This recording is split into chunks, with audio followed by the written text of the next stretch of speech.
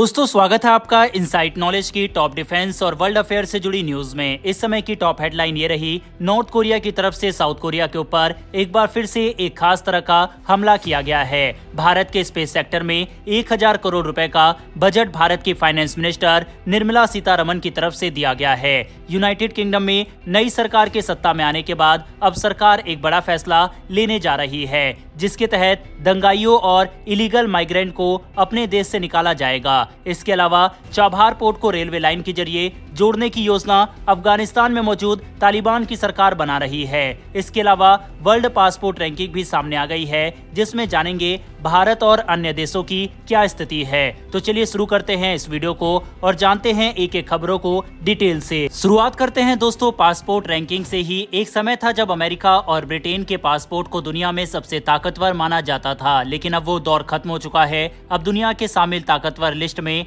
Top पर एशियाई देश शामिल है। दुनिया भर के पासपोर्ट की ताजा रैंकिंग से ये पता चलता है, हेनरी पासपोर्ट इंडेक्स 2024 के अनुसार दुनिया के ताकतवर पासपोर्ट देशों में एशियाई देशों ने मजबूत उपस्थिति बनाई है। भारत का पासपोर्ट भी लगातार मजबूत हो रहा है और ताजा रैंकिंग में भी इसने ऊपर की ओर छलांग लगाई है। वहीं भारत के पड़ोसी पाकिस्तान इस बार किसी तरह 100 देशों में जगह बना पाया है। हालांकि पिछले साल के मुकाबले ये थोड़ा मजबूत हुआ है। लंदन स्थित हेनले एंड पार्टनर्स का पासपोर्ट इंडेक्स दुनिया के पासपोर्ट की रैंकिंग इस आधार पर करता है कि इसे रखने वाले लोगों को कितने देशों में बिना वीजा के एंट्री मिलती है। हर एक वीजा फ्री एंट्री पर पासपोर्ट को 1 अंक दिया जाता है, जिसके आधार पर ग्लोबल रैंकिंग तैयार होती है। साल 2024 में भारत के पासपोर्ट ने 2 अंकों की उछाल लगाते हुए 82वां स्थान हासिल किया है। हेनले पासपोर्ट इंडेक्स के अनुसार भारत के पासपोर्ट पर 58 देशों में वीजा फ्री प्रवेश मिलता है। साल 2023 में भारत की ग्लोबल रैंकिंग 84वें स्थान पर थी। वहीं बात करें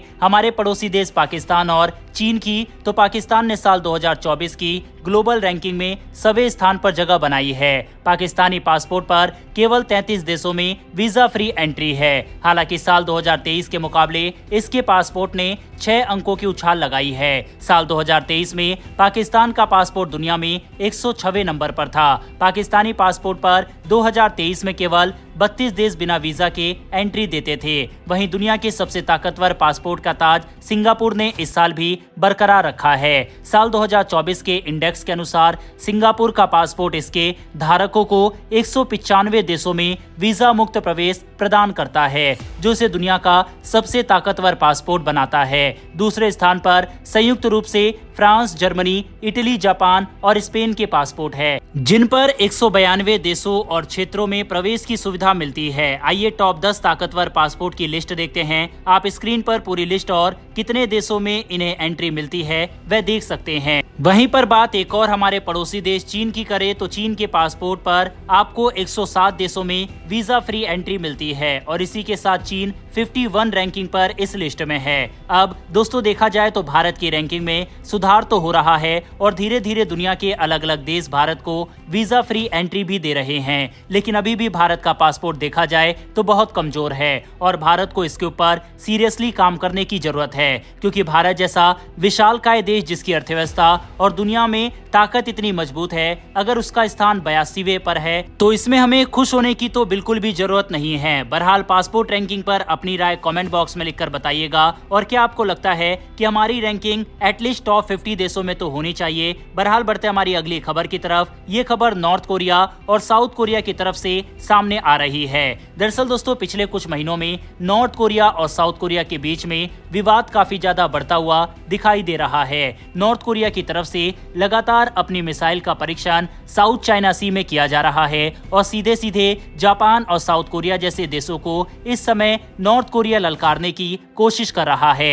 लेकिन इसके साथ ही एक नई स्ट्रेटेजी भी नॉर्थ कोरिया के द्वारा चली जा रही है। दरअसल तकरीबन 1 महीने पहले हमने एक रिपोर्ट को कवर किया था, जिसमें हमने बताया था कि किस तरह से नॉर्थ कोरिया कूड़े से भरा हुआ बैलून के गुब्बारे साउथ कोरिया में भेज रहा है, जिससे साउथ कोरिया के लोग काफी परेशान हो रहे हैं। नॉर्थ कोरिया ऐसा इसलिए कर रहा है क्योंकि कुछ समय पहले साउथ कोरिया के लोगों के द्वारा ऐसा ही कुछ किया गया था, जिसके तहत साउथ कोरिया के लोग नॉर्थ कोरिया के लोगों को ये बताना चाह रहे थे कि किस तरह से तुम्हारे तानाशाह ने पूरे देश को बंदी बना रखा है। साउथ कोरिया नॉर्थ कोरिया के लोगों को बाहर की दुनिया की जानकारी देना चाहते थे, जिसमें पेपर की कटिंग, के पॉप आर्टिस्ट वगैरह की सीडी डीवीडी प्लेयर इंफॉर्मेशन, इस तरह की इंपॉर्टेंट चीजों को भरकर गुब्बारों की तरह नॉर्थ कोरिया के अंदर साउथ कोरिया की तरफ से भेजा जा रहा था, जिसके जवाब में अब नॉर्थ कोरिया कूड़े से भरा हुआ बैलून साउथ कोरिया की सड़कों पर छोड़ रहा है। वहीं जब लोग सुबह उठते हैं तो देखते हैं सड़क पर काफी ज्यादा कचरा उन्हें मिलता है, जिस कारण से अब नॉर्थ कोरिया और साउथ कोरिया के बीच में टेंशन एक बार फिर से बढ़ गई है, क्योंकि हाल ही में भी ऐसी घटना एक बार फिर से देखने को मिली है। नॉर्थ कोरिया और साउथ कोरिया के बीच चल रहे इस विवाद पर अपनी राय कमेंट बॉक्स में लिखकर बताइएगा। बढ़ते हैं हमारी अगली खबर की तरफ। ये खबर दोस्तों ब्रिटेन से निकलकर सामने आ रही है। दरअसल यूके में नई लेबर सरकार ने प्रवासियों के लिए नई योजना बनाई है, जिससे उनके देश वापस भेजा जा सकेगा। यूके के गृह सचिव इवेट कपूर ने कहा है कि उन्होंने पिछले कंजर्वेटिव सरकार की रवांडा योजना को समाप्त कर दिया है और अब एक नई योजना रिटर्न्स एंड इन्फोर्समेंट प्रोग्राम पर काम शुरू कर दिया है। इस नई योजना के तहत अवैध प्रवासियों को उनके देश वापस भेजने की प्रक्रिया को तेज किया जाएगा।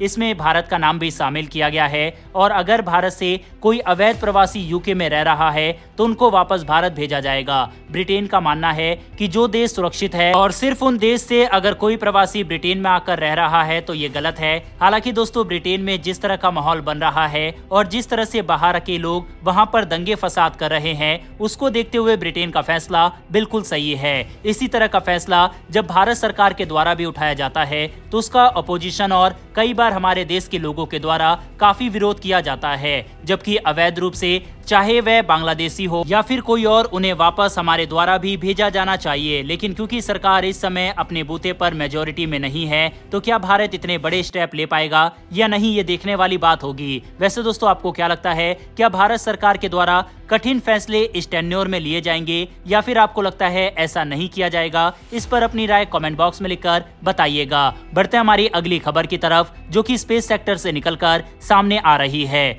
दरअसल दोस्तों भारत ने पिछले कुछ सालों में जिस तरह से डिफेंस सेक्टर में तेजी से ग्रो किया है, सेम इसी तरह से भारत ने स्पेस सेक्टर में भी ग्रो किया है और अब इसकी रफ्तार और भी तेज होने वाली है।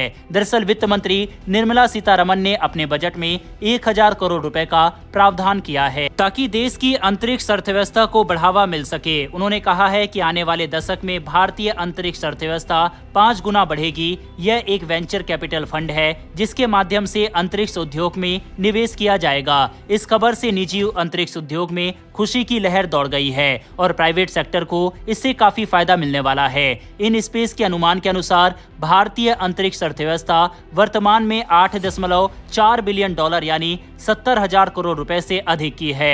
अगले दशक में यह 3.68 लाख करोड़ रुपए से अधिक हो जाएगी, यानी वैश्विक अंतरिक्ष अर्थव्यवस्था में भारत का हिस्सा 2% से बढ़कर 8% हो जाएगा और यह एक मैसिव ग्रोथ होने वाली है। और जिस तरह से भारत ग्रो कर रहा है स्पेस सेक्टर में, ये लक्ष्य ज्यादा दूर दिखाई नहीं देता और इससे फायदा भारत की अर्थव्यवस्था को भी काफी ज्यादा होगा। यही कारण है कि स्पेस सेक्टर में भारत द्वारा किया जा रहा इन्वेस्टमेंट कारगर साबित होने वाला है। इस खबर के ऊपर अपनी राय कमेंट बॉक्स में लिखकर बताइएगा।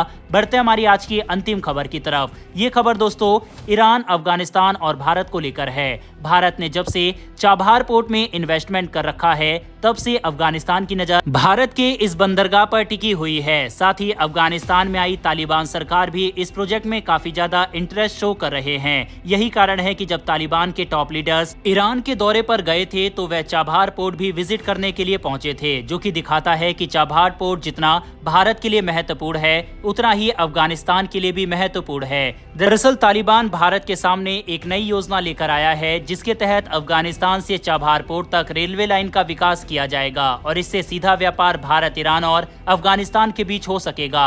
अफगानिस्तान अपने कंधार को चाबहार पोर्ट से रेलवे लाइन के जरिए जोड़ना चाहता है।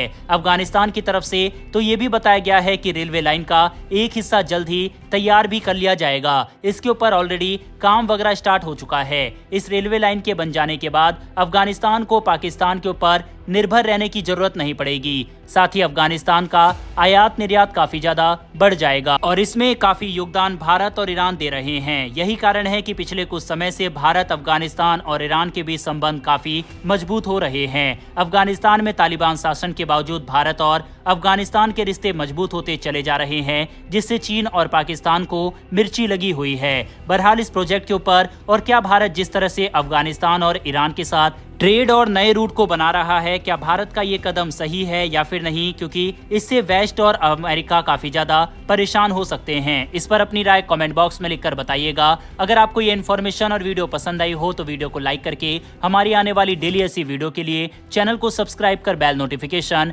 अवश्य दबा लें। फिर मिलेंगे ऐसी एक नई वीडियो के साथ। धन्यवाद। जय हिंद।